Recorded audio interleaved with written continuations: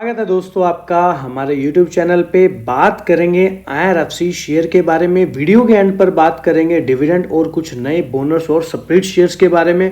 Video को शुरू करने से पहले एक छोटी सी रिक्वेस्ट उन लोगों से करना चाहेंगे, चैनल पर फर्स्ट टाइम आया है तो चैनल को सब्सक्राइब जरूर कर लेना है, बेल आइकन को भी प्रेस कर लें ताकि सारे नोटिफिकेशन सारी अपडेट्स आप तक पहुंचती रहें। तो फिर शुरू करते हैं आज की ये वीडियो। मैं हूं आपका दोस्त करण, स्वागत है आपका अपने ही चैनल पर।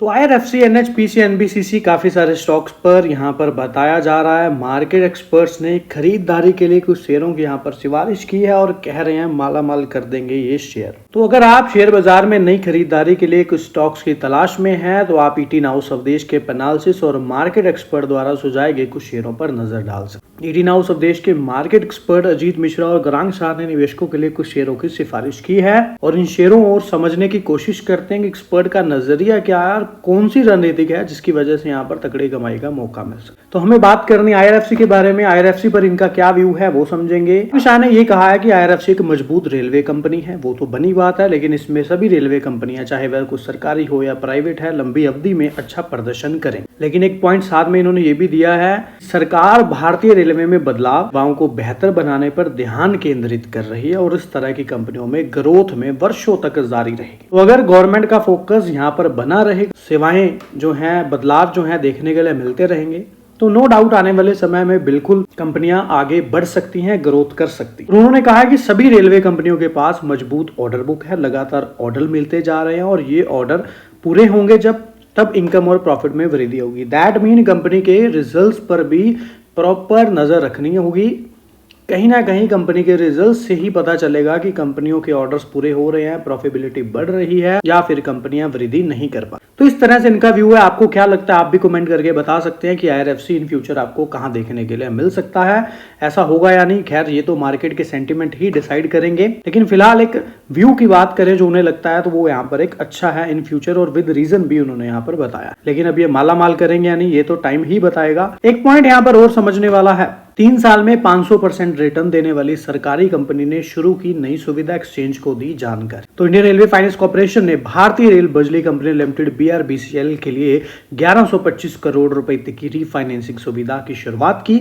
BRBCL, NTPC लिमिटेड और रेलवे मंत्रालय का एक ज्वाइंट वेंचर है। इस लोन एग्रीमेंट पर BRBCL के नबी नगर कार्यालय में IRFC के जो CGM यानी कि सुनील गोयल और BRBCL के CEO दीपक रंजन देहरी ने अपने अपने ऑर्गेनाइजेशन के सीनियर अधिकारियों की मौजूदगी में यह हस्ताक्षर की। तो एक बड़ा कोलैब होता, ज्वाइंट वेंचर होता नजर आ रहा है। IRFC की ओर से दी गई है रीच फाइनेंसिंग मदद BRBCL की वित्तीय लागत को कम करने में मदद करेगी। उससे कंपनी की वित्तीय स्थिति मजबूत होगी और भारतीय रेलवे को भी उपलब्ध कराई जाने वाली बिजली की लागत भी घटेगी। इससे दोनों पक्षों के लिए ही प्रॉफिटेबिलिटी स्थिति बनेगी, लाभकारी स्थिति बनेगी और BRBCL की प्रॉफिटेबिलिटी में सुधार होगा। रेलवे मंत्रालय को एक इक्विटी होल्डर और आखिरी गाह के रूप में भी सीधा लाभ मिलेगा। IRFC के अध्यक्ष और प्रबंधक निदेशक ने कहा है कि IRFC रेलवे इकोसिस्टम के सभी स्टेक होल्डर्स के लिए इनोवेटिव और कंपेटिटिव कारोबार सॉल्यूशंस प्रदान करने के लिए कमिटेड है। BRBCL के रीफाइनेंस से यह स्पष्ट होता है कि IRFC भारतीय रेलवे को विश्वसनीय कारोबार सपोर्ट प्रदान करना जारी। देखा जाए तो ये काफी अच्छी अपडेट है और IRFC के अध्यक्ष और प्रबंधक या कि IRFC के CEO यानी कि दुबे जी की बात करें तो वो यहाँ पर काफी फोकस कर रहे हैं आगे की रणनीतियों। अगर इन फ्यूचर मार्केट के सेंटीमेंट अच्छे रहते हैं तो नो डाउट हमें एक अच्छा सिनेरियो रेलवे शेयर्स में भी देखने के लिए मिल सकता है। और इस परंपरा को आगे बढ़ाते हुए IRFC अब रेलवे इकोसिस्टम के अलग अलग स्थानों को सपोर्ट दे रहा है। Long term ordination, input effectivity और क्षेत्रीय कारोबार स्थिरता को भी सुनिश्चित हो सके। और इंडिया रेलवे फाइनेंस लिमिटेड हमें यहाँ पर साल 2025 में अब तक यह 16% नीचे आ चुके हैं। IRFC के शेयर अपने शिखर से 50% नीचे आ गए हैं, इसीलिए महत्वपूर्ण रेजिस्टेंस को पार करना एक कठिन काम क्यों हो सकता। पहली तिमाही के शुद्ध लाभ में दोहरे अंकों की वृद्धि के बावजूद IRFC के शेयर पटरी से उतर गए। नतीजों के बाद शेयर में 3% तक की गिरावट आई। गिरावट का दौर और बढ़ गया। पिछले एक साल में 30% और अपने 52 वीक हाई से लगभग 50% नीचे की तरफ देखने के लिए मिला। तकनीकी चार्ट एक कमजोर स्थिति की ओर इशारा करते हैं। हाल ही में 130 रुपए के महत्वपूर्ण स्तर यानी कि महत्वपूर्ण सपोर्ट के नीचे गिरने के कारण एक कड़े रेजिस्टेंस में बदल गया और विशेषज्ञों का चेतावनी दी कि रेलवे की सार्वजनिक उपक्रम शेयर के लिए स्तर को फिर से हासिल करना मुश्किल हो सकता है। IRFC के खराब प्रदर्शन के कारण यह शेयर अपना 50-200 मूविंग एवरेज से ऊपर की तरफ या नीचे की तरफ कारोबार कर रहा है। समझा जाए तो 134.3 और 136.3 इसका ऊपर का है, लेकिन ये इससे नीचे की तरफ कारोबार कर रहा है। एंटम ब्रोकिंग के equity research technical and derivatives के प्रमुख उपाध्यक्ष नीलेश जैन ने कहा है कि IRFC के शेयर फिलहाल ओवरसोल्ड क्षेत्र में आ चुके हैं, यानी कि RSI ऐसा इंडिकेट करती होगी कि बिकवाली ज्यादा हो चुकी, लेकिन उन्हें चार्ट रचना काफी हद तक कमजोर लग रही है और शेयर को 124 रुपए के करीब सपोर्ट मिल सकता है और 130 के करीब रेजिस्टेंस है, ऐसा इनको लगता है। और इस तरह की राय जताते हुए वेल्थ ग्लोबल रिसर्च के निदेशक अनुज गुप्ता ने भी कहा है कि IRFC का समग्र रुझान कमजोर दिख रहा है, शेयर में गिरावट देखी जा रही है। गुप्ता ने कहा कि अगर शेयर 130 के स्तर से ऊपर टिक पाता है तो 138 तक के नए लक्ष्य देखे जा सकते हैं और नई खरीदारी की जा सकती है और उससे अगला टारगेट 145 देखने के लिए मिल सकता है, ऐसा इनका कहना है। IRFC के तकनीकी संशोधन विशेषज्ञ ध्रुमिल बटलानी द्वारा सुझाए गए 130 रुपए के पिछले स्टॉप लॉस को तोड़ दिया है, जिन्होंने निवेशकों को नए लॉन्ग पोजीशन से बचने की सलाह दी थी। इसके अलावा देखिए, इनको ऐसा लगता है कि स्टॉक ऊपर जाएगा नीचे जाएगा, ये इनका व्यू है। मार्केट में क्या होगा वो मार्केट ही डिसाइड करेगा। IRFC ने सूरत में भारत के पहले मल्टी मॉडल ट्रांसपोर्ट हब के लिए 200 करोड़ रुपए का ऋण मंजूर। सरकारी स्वामित्व वाली भारतीय रेलवे वित्त निगम IRFC ने 19 अगस्त को कहा कि उन्होंने सूरत एकीकृत परिवहन विकास निगम लिमिटेड यानी कि SITCO के साथ 199.70 करोड़ के नई सावधि ऋण के लिए समझौतों को मंजूरी दी और उन्हें क्रियान्वित किया, यानी कि करीब करीब 200 करोड़ का ऋण हुआ और यह ऋण भारत में अपनी तरह के पहले सूरत मल्टी मॉडल ट्रांसपोर्ट हब के विकास में सहयोग करेगा। इस धनराशि से सूरत MTH में विकास में मदद मिलेगी।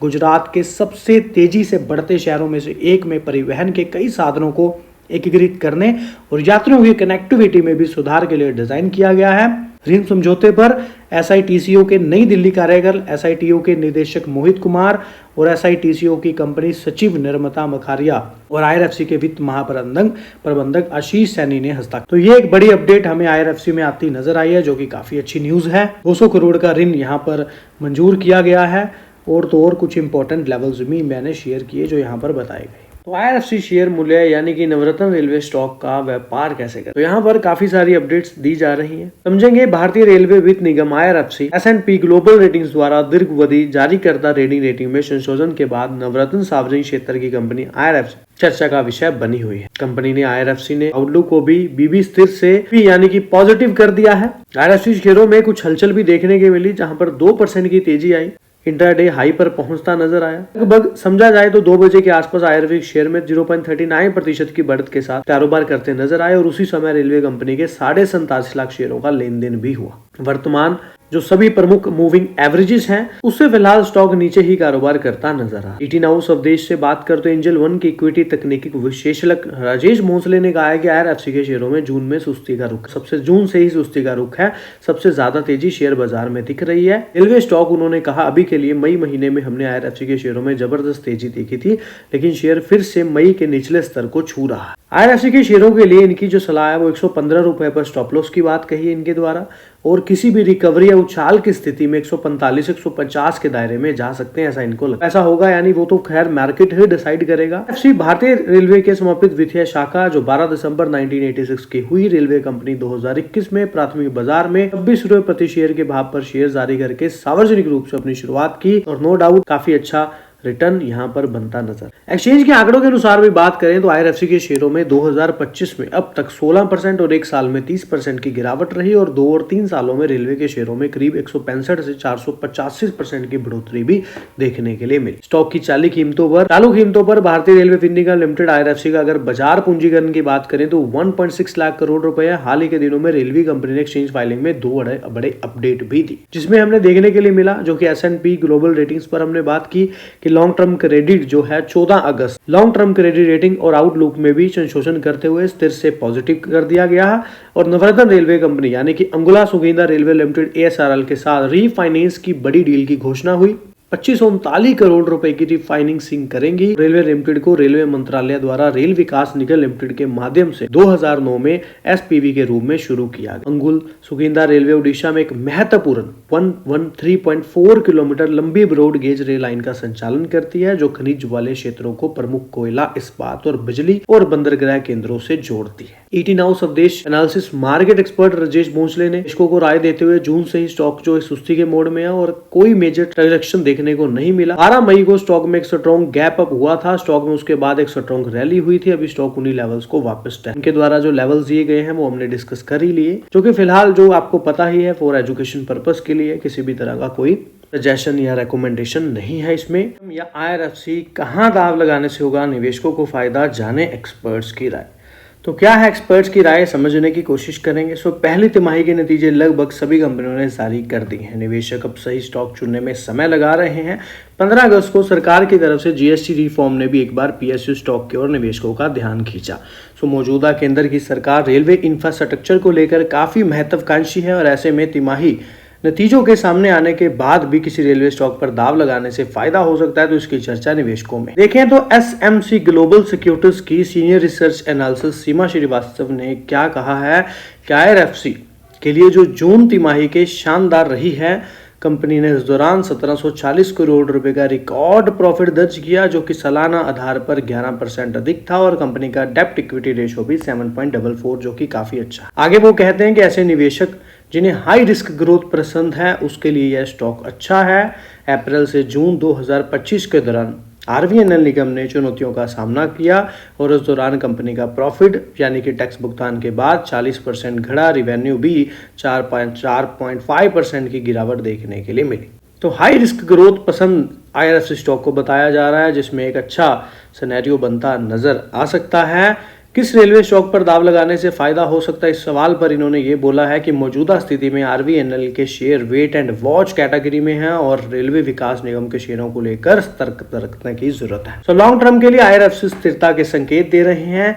आईआरएफसी को ज्यादा यहाँ पर जो है फायदेमंद बताया जा रहा है इनके द्वारा। अब ऐसा होगा यानी ये तो खैर मार्केट ही डिसाइड करेगा, पर फिलहाल एनालिसिस का व्यू यहाँ पर आईआरएफसी के लिए ज्यादा पॉजिटिव है, क्योंकि उनको कंपनी के रिजल्ट अच्छे देखने के लिए मिले या लग रहे हैं। वैसे ही अगर एक क्वालिटी स्कोर कार्ड की बात कर लें तो साइज की बात करें तो एनबीएफसी सेक्टर में फिलहाल कंपनी 7th रैंक पर देखने के लिए मिली है, जहां पर 630 कंपनियों के बीच में बात कही जा रही है। यहीं पर एक क्वालिटी की बात करें तो एक average quality long term financial performance में देखने के लिए आईआरएफसी की मिल रही है। वहीं पर अगर हम वैल्यूएशन स्कोर कार्ड की बात कर लें कि कितना स्टॉक फिलहाल महंगा है, तो 139-154 के बीच में स्टॉक महंगा बताया जा रहा है। 154 के ऊपर स्टॉक ओवर प्राइस बताया जा रहा है, लेकिन अट्रैक्टिव 139 के नीचे बताया जा रहा है। तो दैट मीन फिलहाल स्टॉक अगर इस वैल्यूएशन स्कोर को माने तो अट्रैक्टिव प्राइस पर है। लेकिन वहीं पर एक पॉइंट और समझे तो वो यहाँ पर है फाइनेंशियल ट्रेंड की कंपनी में क्या अच्छा वर्क वेल होता नजर आ रहा है। प्रॉफिट आफ्टर टैक्स, डेप्ट equity ratio, net sale, PBDI, EPS तो लगभग यहाँ पर हाईएस्ट ही देखने के लिए मिल रहे हैं और डेप्ट इक्विटी रेशियो लोएस्ट पे देखने के लिए मिल रहा है, जो कि एक अच्छे फैक्टर बने हुए हैं फिलहाल स्टॉक। लेकिन एक पॉइंट यहाँ पर है जो मेरी तरफ से मुझे यहाँ पर माइनस लगता है, वो ये है कि पी रेशो के अकॉर्डिंग अगर हम यहाँ पर बात करें तो नो डाउट पी रेशो के अकॉर्डिंग अभी स्टॉक महंगा है। अगर किसी स्टॉक की पी रेशो 10 से ऊपर है लेकिन वो स्टॉक 1000 का है और दूसरे स्टॉक की पी रेशो 220 से भी ऊपर है और वो स्टॉक चाहे 200 का है, तो मेरी नज़र में 1000 वाला स्टॉक सस्ता हुआ। लेकिन ऐसा मेरा मानना है, आपको क्या लगता है वो आप भी बता सकते हैं। फिलहाल पी रेशो के अकॉर्डिंग स्टॉक अपने वैल्यूएशंस के अकॉर्डिंग महंगा है, लेकिन वहीं पर प्रमोटर्स की holding, FI, mutual fund, insurance, other FI, non institute, ये भी एक शेयर होल्डिंग पैटर्न भी हमारे पास पॉजिटिव चीज़ ही अट्रैक्ट करता है। कहीं ना कहीं एक अच्छे डीआई इंस्टीट्यूट इन्वेस्टर्स यहाँ पर इन्वेस्टेड हैं। म्यूचुअल फंड का भी बड़ा डाटा अपडेट होता आईआरएफसी में नजर आ रहा है, जहां पर जुलाई मंथ की बात कर लें तो 22,36,000 स्टॉक्स का चेंज आया है। 61 म्यूचुअल फंड बाय करते नजर आए, 16 म्यूचुअल फंड बेचते नजर आए। अगर हम नंबर वाइज समझें तो नो डाउट म्यूचुअल फंड ज़्यादा हैं खरीदने वाले, लेकिन अब हम क्वांटिटी वाइज समझें तो ये जो क्वांटिटी 22,36,000 की देखने के लिए मिली, ये हमें बिकवाली आती नजर आई। जबकि जून और मई इन 3 महीनों में लगातार बाइंग आई थी आईआरएफसी में और 29,33,000 स्टॉक्स तो जून में ही खरीदे गए थे। और पिछले 3 महीनों की बात करें जुलाई को छोड़ करके तो करीब समझें तो 5 और 30 यानी कि 35 लाख क्वांटिटी को बाय किया गया है और अब यहाँ पर 22.5 लाख के करीब बिकवाली आई है। प्रॉफिट बुकिंग यहाँ पर देखने के लिए मिली है क्योंकि जुलाई में काफी स्टॉक्स ऊपर की तरफ भागते नजर आए थे। नो डाउट हाईएस्ट बायर की बात करूं तो निप्पॉन इंडिया ने 1,52,000 स्टॉक्स खरीदे और HDFC बैलेंस डिमांड फंड द्वारा 21 लाख स्टॉक्स की बिकवाली यहाँ पर देखने के लिए मिली। इसके अलावा टॉप बायर्स कौन से रहे निप्पॉन इंडिया पर तो हमने बात करी थी। वैसे देखा जाए तो निप्पॉन इंडिया के पास 48 लाख स्टॉक्स पहले से हैं और 1.5 लाख स्टॉक और खरीदे गए हैं। ICICI प्रूडेंशियल निफ्टी नेक्स्ट 50 के पास भी 58 लाख से ज़्यादा की क्वांटिटी और 87,000 स्टॉक्स इन्होंने भी बाय करे दिस मंथ यानी कि जुलाई मंथ का जो डाटा है। UTI निफ्टी के पास भी 41 लाख स्टॉक हैं, उन्होंने भी क्वांटिटी ऐड की है। एडवाइजर्स आर्बिट्रेज द्वारा भी 3,35,000 स्टॉक पहले थे 63,000 स्टॉक्स फिर खरीदे गए। दैट मीन कुछ म्यूचुअल फंड्स ने अपनी क्वांटिटी को बहुत ज़्यादा तो नहीं लेकिन कुछ बाइंग करके बढ़ाया ही। लेकिन अगर बिकवाली की बात करें, एक मेजर बिकवाली जो हुई वो मैंने बता ही दी। कोटक आर्बिट्रेज और HDFC आर्बिट्रेज की बात करें तो 7,60,000 और 29,000 स्टॉक्स की बिकवाली देखने को मिली। कोटक के पास 11.5 लाख स्टॉक करीब पहले थे, जहां पर अभी भी 3.5-4 लाख के स्टॉक क्वांटिटी उनके पास पड़ी हुई। इसके अलावा कोई ज़्यादा बिकवाली नहीं हुई, लेकिन बस एक म्यूचुअल फंड ने ज़्यादा बेचा है, उनके द्वारा प्रॉफिट बुकिंग करी गई। सो ऑल ओवर देखा जाए तो स्ट्रक्चर जो है सेंटीमेंट हम नहीं कह सकते कि बहुत ज़्यादा फिर बुलिश है, क्योंकि नंबर वाइज तो जरूर खरीदारी हुई है लेकिन क्वांटिटी वाइज कम हुए हैं। और तो रेलवे पर बात कर लें तो देखिए रेलवे पर तो कंटिन्यूसली अपडेट आ ही रही है। नई ट्रेन चलती नज़र आएंगी, 3 नई वंदे भारत भी लॉन्च होती नज़र आई। इस तरह से काफ़ी सारी चीज़ें जो हैं बैक टू बैक रेलवे पर अब हाइड्रोजन ट्रेन की बात भी कही जा रही है।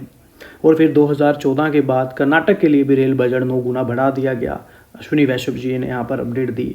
इसके अलावा वैसे भी मतलब भारत के लिए जो 2014 के बाद अगर बजट देखें तो बजट बढ़ता ही नज़र आया है रेलवे के लिए। और जितना ज़्यादा बजट गवर्नमेंट रेलवे के लिए निकालती रहेगी उतने ही ज़्यादा रेलवे स्टॉक्स में ऑर्डर्स देखने के लिए मिलेंगे और एक अच्छा फ्लो बनेगा। लेकिन फिलहाल यहाँ पर स्ट्रक्चर मार्केट का बहुत मैटर करता है कि क्या है।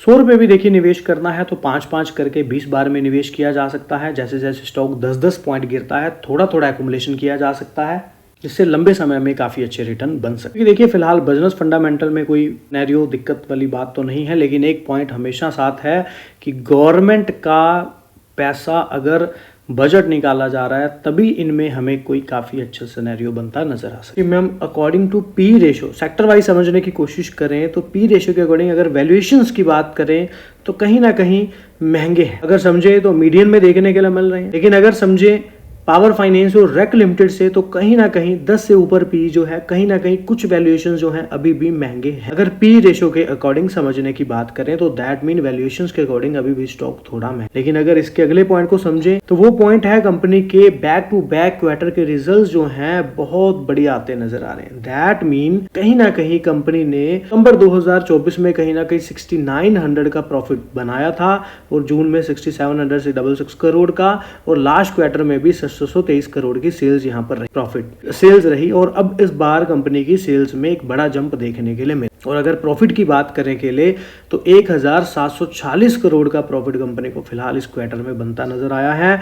और उसके अलावा भी कंटिन्यूसली कंपनी कहीं ना कहीं एक अच्छा प्रॉफिट बना पा रही है। और दुबे जी ने काफ़ी सारी स्टेटमेंट्स दी हैं जो कि मैंने आगे वीडियो में डिस्कस की हुई हैं, उनको भी आप समझेंगे तो आपको काफ़ी ईजी रहेगा। मतलब अगर देखें अगर मार्केट के सेंटीमेंट सही रहते हैं तो कहीं ना कहीं स्टॉक में आपको एक बड़ा अच्छा सिनेरियो जो है देखने के लिए मिल सकता है। लेकिन इसका मीनिंग ये नहीं है कि 1-2 दिन में ही मिल जाएगा।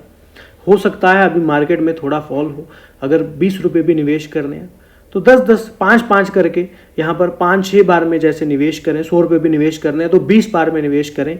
थोड़ा थोड़ा जो है 2-2 4-4 पॉइंट गिरने पर थोड़ा थोड़ा एक्युमुलेशन करते रहे। एक नीचे वाले लेवल पर स्टॉक आपके एक्युमुलेट भी होगा और लंबे समय में अच्छे रिटर्न बनते नजर आएंगे। क्योंकि देखिए अगर आप ये बात करें कि कंपनी के बिजनेस में कोई प्रॉब्लम है तो ऐसा कुछ भी नहीं है। अगर दुबे जी की कहीं स्टेटमेंट्स पर बात करें तो वो भी स्टेटमेंट्स दिखाती हैं कि इन फ्यूचर यहाँ पर एक अच्छा कंपनी बिल्ड होती नजर आएगी। तो इन फ्यूचर यहाँ पर पॉइंट जो है कि कंपनी बिजनेस के लिए यहाँ पर बढ़िया है।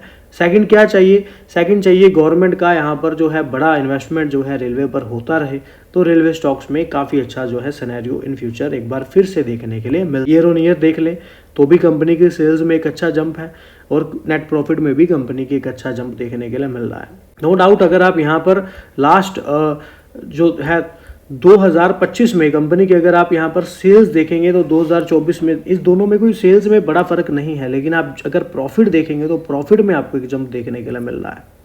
वहीं पर अगर हम कंपनी के रिजर्व की बात कर लें तो कहीं ना कहीं कंपनी का रिजर्व में भी रेगुलर हमें जंप होता नजर आ रहा है, क्योंकि जो जंप है ये कंपनी रिजर्व अगर अच्छा पड़ा हो किसी कंपनी के पास तो डिविडेंड बोनस जैसी चीजें देनी कंपनी के लिए आसान बात रहती है। वहीं अगर मेन पॉइंट को समझे तो अगर आप एफआई और डीआई की होल्डिंग की बात करें तो कहीं ना कहीं एक अच्छी होल्डिंग हमें देखने के लिए मिल रही है। पब्लिक का काफी अच्छा स्टेक है।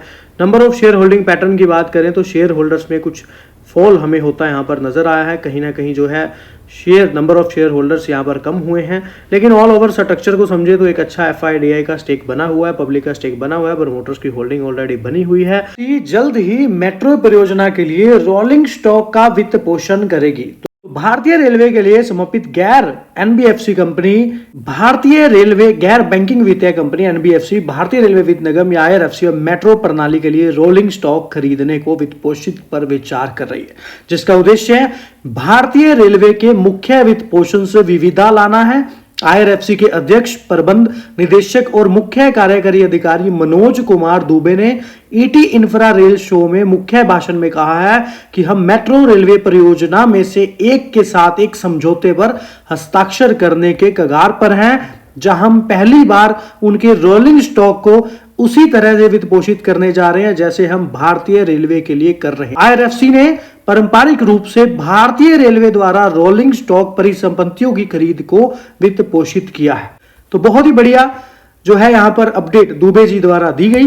और तो और दुबे ने बताया है कि देश में रेल इंफ्रास्ट्रक्चर का भी विकास होता नजर आ रहा है। अभी हाल ही में 2 बड़े प्रोजेक्ट देखने के मिले जो मैंने 7,000 करोड़ के करीब आपको पहले भी बताए भी हैं 2-4 दिन पहले वीडियोस में, जिसमें भारतीय railway network, metro network, rapid rail system भी शामिल है और सालाना 4 लाख से 5 लाख करोड़ की वित्त पोषण की आवश्यकता है, जिसमें आईआरएफसी वित्त पोषण की आवश्यकताओं को पूरा करने के लिए खुद को तैयार कर रहा है। मिल सकता है और यहां पर देखिए बड़े से बड़ा एक से एक समझौते करने के कगार पर है। काफी सारी अपॉर्चुनिटीज हैं आईआरएफसी के पास। समझे तो क्या है, अगर एज पर चार्टर की बात करें तो कंपनी जो रेलवे से रिलेटेड जो चीजें हैं, चाहे रेलवे का कोई आगा है चाहे पीछा है ना, तो जो रेलवे से संबंध है आगे पीछे, तो वहां पर भी कंपनी अपना हाथ जो है, अपना फंड जो है दे सकती है। और फिर लीजिंग ऑफ रोलिंग स्टॉक्स के अदर एमओआर के अलावा भी यहाँ पर एमओआर के अलावा भी कंपनी लीज कर सकती है रोलिंग स्टॉक के लिए। और फिर फंडिंग का भी रेलवे इंफ्रास्ट्रक्चर पर थ्रू जेवी स्टेट के जरिए डेवलप होता नजर आ सकता है। और फिर आने वाली जो हाई स्पीड ट्रेन है, high speed semi freight lines जो हैं, डेडिकेटेड कॉरिडोर्स, तो इन चीज़ों का भी बेनिफिट आईआरएफसी के लिए एक अपॉर्चुनिटी है। मल्टी मॉडल लॉजिस्टिक पार्क्स भी यहाँ पर आईआरएफसी के लिए एक बड़ी अपॉर्चुनिटी है। नॉन कन्वेंशनल सोर्सेज की बात कर ली जाए जैसे रिन्यूएबल एनर्जी, तो ये भी चीज़ें जो हैं कहीं ना कहीं आईआरएफसी के लिए एक अपॉर्चुनिटी का काम करती नज़र आ सकती हैं। और आईआरएफसी आपको पता है ऑलरेडी हस्ताक्षर हुए हैं, एमओयू साइन हुए हैं, कोलैबोरेशन हुए हैं राइट्स के साथ, आईएफसीएल के साथ, आरईएमएससीएल, एमएमआरडीए के साथ। तो ये कुछ अपॉर्चुनिटीज आईआरएफसी के पहले फिलहाल बनी हुई हैं और कुछ यहाँ पर बनी हस्ताक्षर भी हो रखे हैं। यह रेलवे के काफ़ी सारे स्टॉक्स को बेनिफिट मिलता है जब कोई एक बड़ा प्रोजेक्ट होता है। तो कश्मीर के बाद अब लद्दाख तक ट्रेन पहुँचाने की तैयारी नए रेल खंड के लिए किया जा रहा है सर्वे। तो ये एक बहुत बड़ी अपडेट है। अब सर्वे किया जा रहा है, पहले सर्वे होगा, जगह सिस्टम सारा डिसाइड होगा, उसके बाद उसके अकॉर्डिंग एक बड़ा बजट भी निकाला जा सकता है, जो कि एकदम छोटी वाली बात तो नहीं की जा सकती, लेकिन अगर एक पॉइंट उठा है कि यहाँ तक तो समझते हैं क्या। अब देखिए यूएसबीआरएल आपको पता है परियोजना जो थी कश्मीर वाली, वो पूरा होने के बाद अब इसे लेह लद्दाख तक आगे बढ़ाने की योजना है। चीन की सीमा के सटे होने के चलते लद्दाख तक ट्रेन सेवा का होना सामरिक दृष्टि से अति महत्वपूर्ण है और चीन के सीमा विवाद के बीच यहां तक ट्रेन परिचालन और ज्यादा जरूरी हो जाता है। और सीमाओं की सुरक्षा के लिए भी हर मौसम में सेना के लिए परिचालन केंद्र सरकार की प्रमुखता है। और बर्फ से लदे पहाड़, नदियां और कठिन भौगोलिक स्थितियों के बीच भी लद्दाख तक रेल कनेक्टिविटी सुनिश्चित करने के लिए केंद्र सरकार ने यूएसबीआरएल के बाद अब इस परियोजना को चुनौती के रूप में लिया है। तो ये एक काफ़ी बड़ी अपडेट हमें देखने के लिए मिल रही है। अब श्रीनगर लद्दाख को रेल मार्ग से जोड़ने की योजना है और इसके लिए सर्वे भी किया जा रहा है। और इसके पूरा होने से लद्दाख न सिर्फ जम्मू कश्मीर से बल्कि पूरा देश के साथ ट्रेन से जुड़ जाएगा, जो कि एक काफ़ी बड़ी अपडेट है। लेकिन अभी तक फिलहाल एक सर्वे होता नजर आया है। सो इन फ्यूचर हो सकता है कोई बड़ी इन्वेस्टमेंट इस पर देखने के लिए मिले। ये भी एक अपडेट हमारे लिए कमाल की रहेगी। ऐसा पक्षों में भारत में पिछले कुछ वर्षों में भारत में रेलवे शेयरों में तेजी आई है, जिसका श्रेय बुनियादी ढांचे के आधुनिकीकरण, नेटवर्क के विस्तार, यात्री सेवाओं में सुधार और हाई स्पीड ट्रेनें शुरू करने के लिए सरकार के प्रयासों को आता है। एलआईसी ने चुपचाप 3 नए स्टॉक जोड़ दिए, उसे क्या पता है जो हमें नहीं। तो एलआईसी शायद ही कभी बाजार को चौंकाती है। भारत के सबसे बड़े और सबसे रूढ़िवादी संस्थागत निवेशकों में से एक रूप में यह पश्चिम नामों के साथ रहना पसंद करता है और सिर्फ बुनियादी बातों और पूर्वानुमानित नकदी प्रवाह के साथ परिपक्व व्यवसाय है। मार्च के शेयर होल्डिंग डेटा में एलआईसी ने चुपचाप अपने पोर्टफोलियो में 3 नई कंपनियां जोड़ी हैं। सभी पहली बार शामिल की गई हैं और कोई भी आकर्षक या नई सूचीबद्ध नहीं है, बस अपने अपने क्षेत्रों में काम कर रही स्थिर कंपनियां। बात कर लेते हैं आईआरएफसी की। तो भारतीय रेलवे की वित्तीय शाखा जो इसकी विकास आवश्यकताओं को पूरा करने के लिए धन जुटाने के लिए जिम्मेदार है और प्राथमिक कार्य भारतीय रेलवे की ओर से इंजन, यात्री कोच और वैगन खरीदने के लिए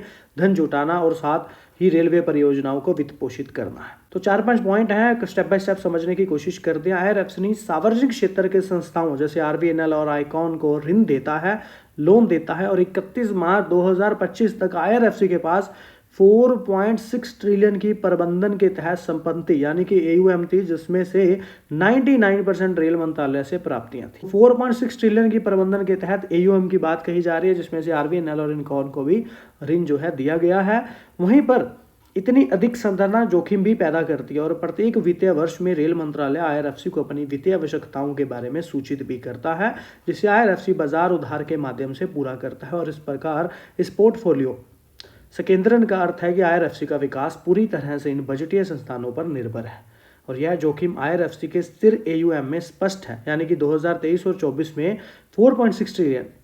क्योंकि देखिए सरकार ने कोई भी जो है नया अतिरिक्त वित्तीय संसाधन आवंटित नहीं किया, सो इसके अनुरूप आईआरएफसी की जो कुल उधारी भी 4.1 ट्रिलियन यानी कि 31 मार्च 2025 तक 4.1 ट्रिलियन पर स्थिर रही है उधारी।